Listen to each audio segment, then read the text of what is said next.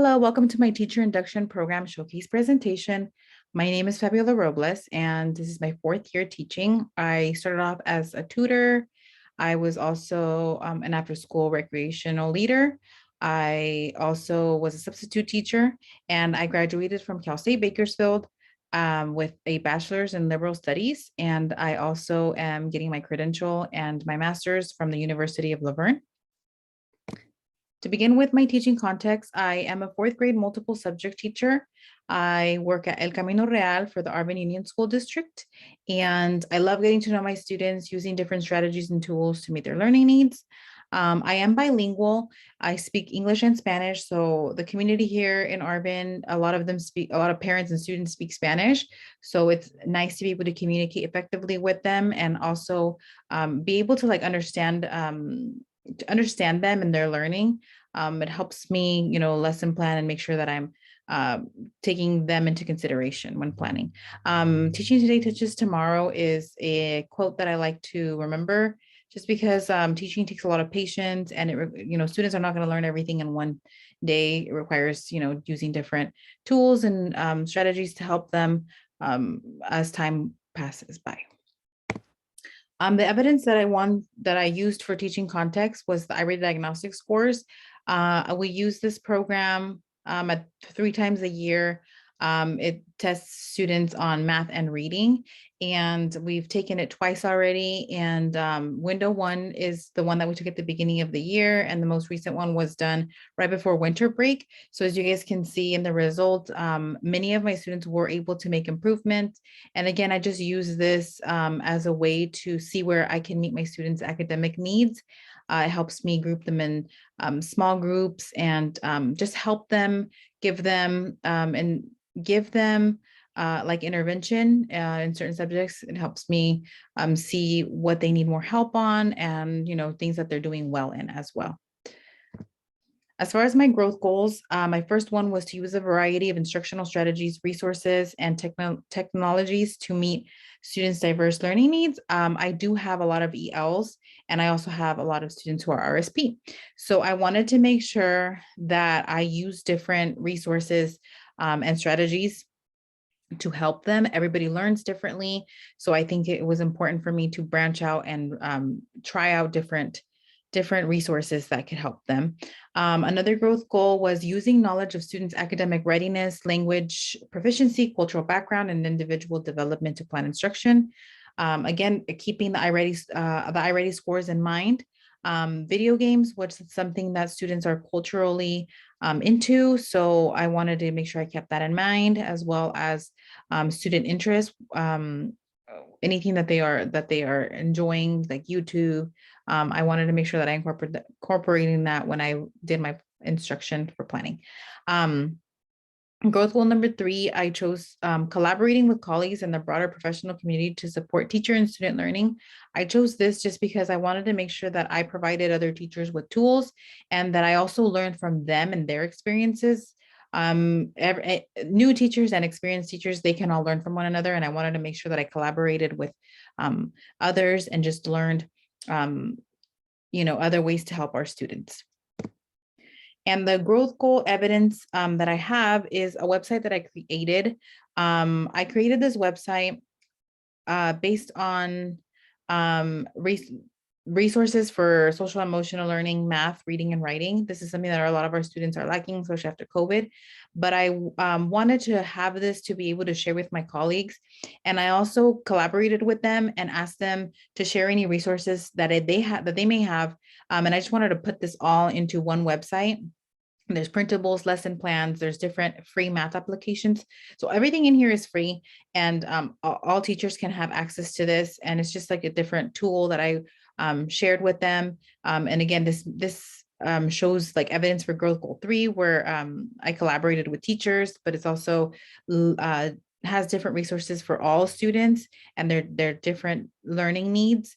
And again, this is a technological. So I feel like this definitely just wraps it up into one website.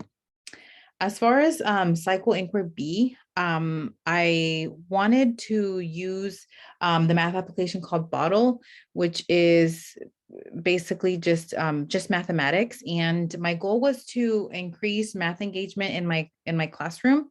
And I use technology. I wanted to use something that I can differentiate with my students with and meet all my students' needs. And it's just another different way to check for understanding.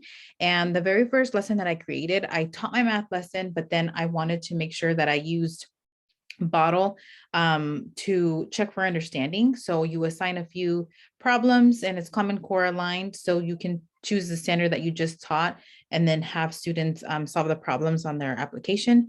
So they get on the computer and they were able to complete the assignment. And the first time that we did it, they didn't take any notes, they didn't show any work, they just solved the problems and they weren't as successful. And then for my second activity, after talking to my mentor and just kind of discussing, what she saw during the observation, we kind of just decided that I needed to do something that would hold them accountable in showing their work and make it purposeful for them. So I decided to create an I don't know card where it's like a checklist that they have, it's laminated so they can check it off with a whiteboard marker. And it just kind of gives them steps in order for them to be more successful and get the questions correctly, which my goal was to increase math engagement. And then my second one, I implemented this new strategy, which was the I don't know card and the 3-column notes where they show their work. So the question consists of reading the question at least 3 times, using the draw annotation feature. There's a drawing feature that they had to use. There's a video that they also had to watch completely and take notes on it so that they can be prepared to answer the question that it's asking for them to solve. And if they got the answer incorrectly, they had to watch the rationale video as to what was their mistake, what they did wrong. And they obviously had to show their work on their 3-column notes. So the card was very successful. And as you guys can see here on January 28th, we did do an assignment. And again, I didn't give them the I don't know card. And the red represents that they are below, that they didn't get as many questions correctly. And then this is one of the most recent ones in April 19th. As you guys can see, there's far more green. And this shows me that my goal was met, that, students are more engaged in math. And I definitely see it myself. My lows are far more engaged. They love, doing math now. They're always looking forward to bottle. They ask if I can assign it for homework as well. So my goal definitely was reached. My students are improving and they're learning a lot more with this tool that I implemented. And I love this tool so much that I decided to do a training for my eco project. I decided that I wanted to do a training for 4th grade teachers. I had to keep it to restrained to 4th grade teachers because of COVID. At the time we had restrictions and I can only work with my grade level. So I made it specifically for 4th grade teachers. I made sure to really learn everything that there is to bottle and share with my teachers the student view as far as rewards, what the students are earning. They're earning clothes for their bottle. They're getting energy for their bottle. If they get questions right, if they get a certain amount of questions, they get even more points. They're able to buy furniture for their little character. And then it also offers them, like I said, text to speech features. It has videos that explains to them how to solve the problem that they're being asked to solve. It has the drawing annotation feature where they're able to annotate, which is also very helpful because it prepares them for the state standard testing where they also have to annotate. It just helps them, as well as teacher view, how to assign assignments, where to check if students are actually on bottle. It gives you live feed on what problem they are on, how many they're getting right, if they're getting wrong, what standard is it that they're lacking, and there's learning gaps. So I made sure that I explained everything to the teachers and how to assign assignments based on the Common Core standards. And then I wanted to just prepare them as best as I could for them to be able to share this with their students and increase their student math engagement as well. And this is the flyer that I created for my training. Basically, I held this on February 24th and it was around 30 minutes. I think it took longer just because some of them were really like checking out the website and I was showing them how to create assignments and just prepare them again for their students. So during the presentation, I had them write questions on a sticky note and just put it on a parking lot just because I wanted to make sure that I answered all of their questions. And then after about 2 weeks or so, I sent them a post survey just to see how effective and if it really worked, if bottle worked for them. And so I sent them the post survey. Two of them said that they feel very comfortable using bottle. One of them said that they are still, that they feel comfortable. And one of them said that they're still getting better at bottle, which tells me that I did I think I did do a good job training them on how to use bottle. For question 2, I asked, after using bottle, how many students did you notice became more engaged with math? And one of them said 20 out of 24. One of them said, most of my students are using it and they love it. About 10 of my students became more engaged with their math assignments, 12 out of 21, 25 out of 28. So this helps me like see that my goal was successful, that I did reach my goal, just because there was more student engagement. Question 3 asked, after using bottle, how did your students show improvement on submitting math work, such as homework and classwork? One of them said 4 out of 8. I have 2 students in particular who really struggled with traditional math assignments. Now they feel more excited about math and they are able to complete alternative assignments on bottle, 3 out of 6, 25 out of 28. So that again tells me that my goal was reached, just because more students were submitting work in math. Question 4 asks, after using bottle, how many students were able to complete assignments on bottle? One of them said 22 out of 24. All my students, 16 out of 21, 28 out of 28. So that's awesome. And then question 5, all of them said that they would recommend this to a colleague.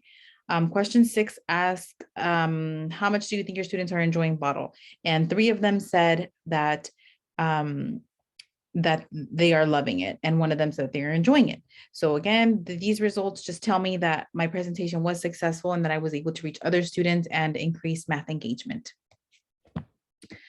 As far as the end of the year reflection, I really feel like this year was very successful.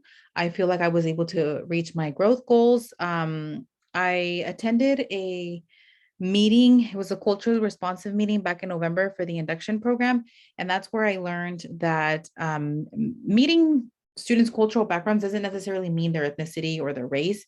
It could also be meeting learning what they are into in their culture. So in this case, for me, it was more so video games. My boys and my girls love video games. So I wanted to make sure that I took that into consideration whenever I was planning my lessons and whenever I was doing like my eco presentation and my cycle of inquiry B.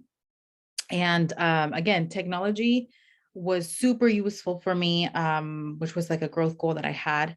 It was super useful for me because I was able to meet all of my students' needs, from my highs to my lows, my RSPs, and my ELs, obviously, just because it's very challenging to meet all of them when everybody's at different levels. I was able to keep my highs challenged, which was for me huge success, because it was really hard at the beginning of the school year to keep them challenged and to keep them like loving math or any subject really. And so I really feel like after I started to use all these strategies from the induction program, I was able to help them. And obviously technology was something that was super helpful for me. It was a very helpful tool. I learned that I'm never going to stop learning. I'm going to always keep learning. And the evidence that I have here are pictures of student work. I have students collaborating. On this side, we have them book tasting. I wanted to create a real life experience where they were able to collaborate. And this was like a real life experience where they learn to appreciate reading more. So, they collaborated, which is something that I really love. And I feel like I've built a strong community within my classroom. As far as my next steps, I want to continue considering culture interests, collaborating with my colleagues, getting to know my students every year, and continue to grow as a teacher.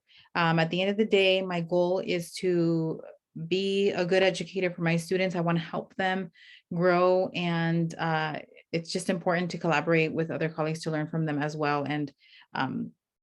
And again, just getting to know my students, because that will help me make my lessons far more engaging. So everything that I learned from the induction program, my growth goals, I will definitely be doing those, continuing working on those every year again, to be a better educator. And that has been my presentation. Thank you so much for your time.